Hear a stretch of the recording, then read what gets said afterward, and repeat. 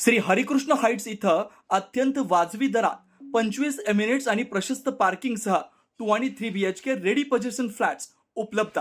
बुकिंगसाठी संपर्क पार्श्वनाथ प्रोजेक्ट 9090 78 78 33. नाशिक महापालिकेच्या महापौर पदासाठी भाजपकडून नावं जाहीर झाल्यानंतर पक्षातच अंतर्गत गटबाजी उघडपणे समोर आली.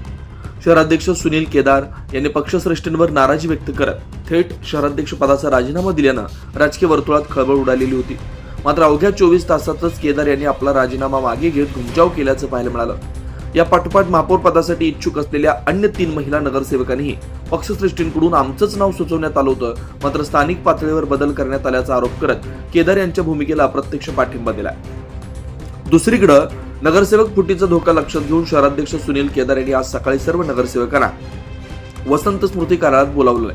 त्यानंतर त्यांना 1 दिवसाच्या सहलीला नेण्यात येणार असल्याची माहिती समोर येते.